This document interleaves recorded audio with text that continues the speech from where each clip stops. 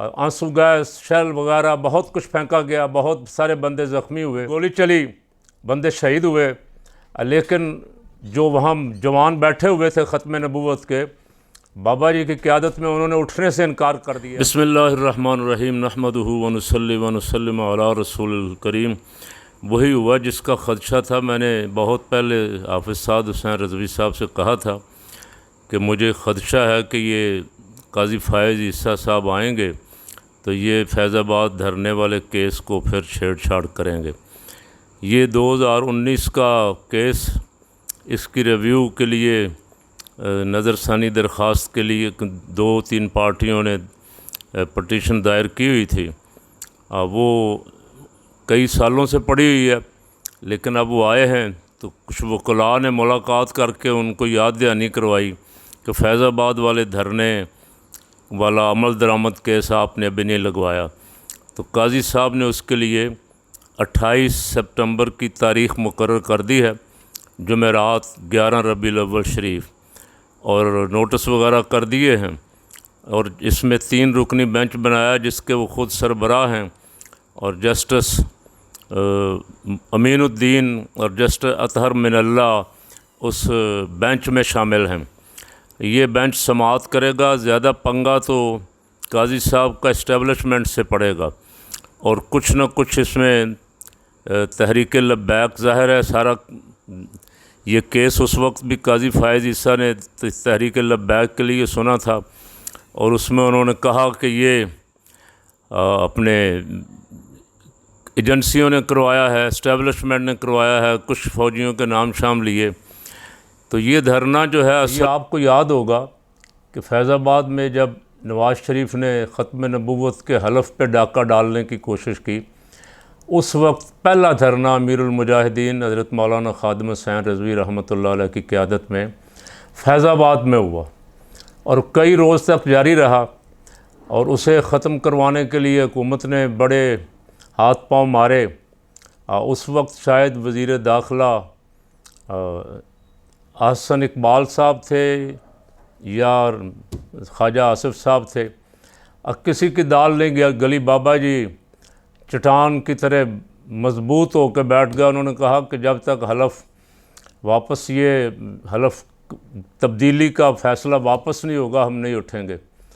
और 2-3 वज़ीरों के नाम दिए कि इनको जब तक निकाला नहीं जाएगा कैबिनेट से, जिन्होंने ये साजिश की। साजिश तो ज़ाहिर है सारी काबीना को पता था, लेकिन ज़िम्मेदारी लेने के लिए अवाम के खौफ से कोई भी तैयार नहीं था। कैबिनेट भी इनकार करती थी, वज़ीर आज़म भी इधर उधर होकर इनकार, दाल लगाने की कोशिश की थी। फजलुर रहमान साहब उस वक्त इत्तेहादी थे नवाज़ शरीफ के, पता होने के बावजूद खामोश रहे, बोले ही नहीं इस इशू पे, बिल्कुल सांप सूंघ गया। और जब ये इशू बाबा जी ने उठाया और बैठ गया धरना दे के, और फिर इधर उधर से कुछ आवाज़ें आनी शुरू हुई, कोई शेख रशीद साहब या कोई और साहबान भी असम्बली में बोले तो शोर पड़ गया पूरे मुल्क में। बाबा जी बैठ गया कि जब तक ये वापस नहीं लेंगे। तो फिर उनके साथ उठाने के लिए जो मुआहदा हुआ, मुज़ाकरात हुए, 1 दफ़ा 2 दफ़ा 3 दफ़ा, हुकूमत ने बिल आखिर अपनी शिकस्त तस्लीम की और वादा किया कि एक तो ये वापस लेते हैं, और दूसरा ज़ैद अहमद जो वज़ीर कानून थे उनको हटा दिया गया वजारत से। तो लब्बैक वालों ने धरना उठाने का फ़ैसला किया, लेकिन इससे पहले नौबत आ गई ज़ोर ज़बरदस्ती पे। आंसू गैस, शेल वगैरह बहुत कुछ फेंका गया, बहुत सारे बंदे ज़ख्मी हुए, फिर गोली चली, बंदे शहीद हुए।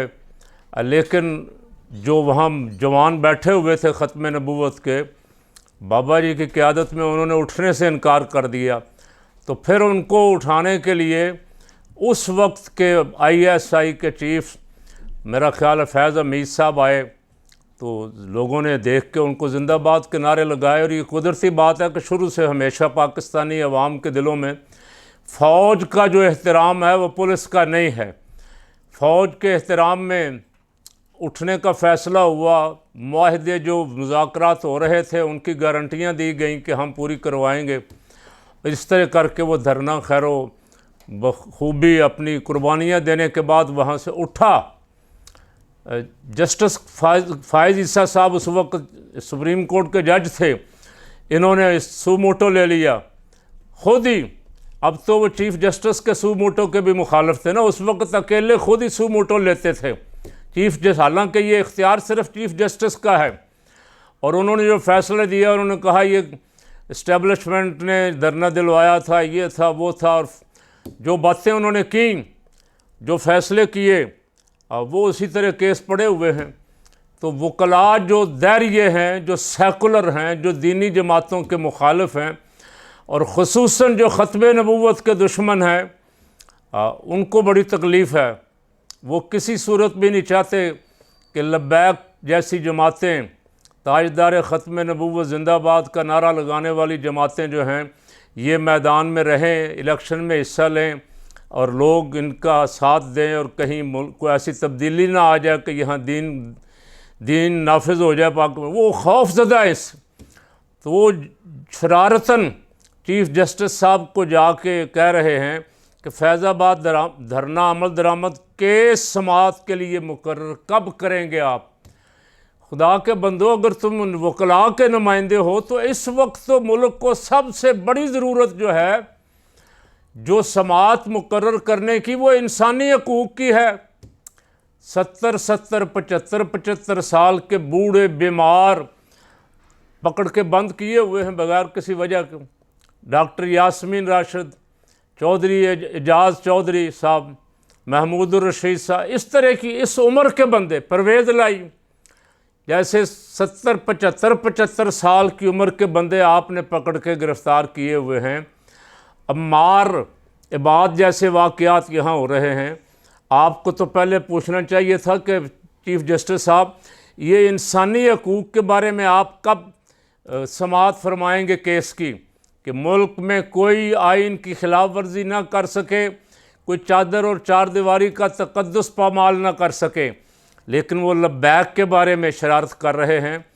तो मैं उनको ख़बरदार करता हूँ कि वो ख़बरदार रहें, और उनकी कोई साजिश कोर्ट या वकला या और कोई भी उनके साथ मिल के अगर ताजदार ख़त्म नबूवत के परवानों के ख़िलाफ़ कोई साजिश करने की कोशिश करेगा तो उसे एक बड़ी मुज़ाहमत का सामना करना पड़ेगा। इतना आसान नहीं है। मैंने वैसे बहुत पहले साद रज़वी साहब को इस ख़तरे से आगाह किया था कि काजी फ़ायज़ ईसा साहब जब आएंगे तो लब्बैक के बारे में कोई ना कोई मुझे ख़दशा है। अल्लाह करे ऐसा ना हो, वो सीधी लाइन पे रहें तो अच्छा है, अल्लाह करे ऐसा ना हो। लेकिन मैंने उनको एक दफ़ा आगाह किया था इससे कि ये अदलिया में जो मामलात उलट पुलट चल रहे हैं ना, वो नारे लगा रहा था फजल रहमान आके बंदयाल के ख़िलाफ़, और वो सारा ग्रुप PDM का चाहता था कि फ़ायज़ ईसा जल्दी से जल्दी आ जाए।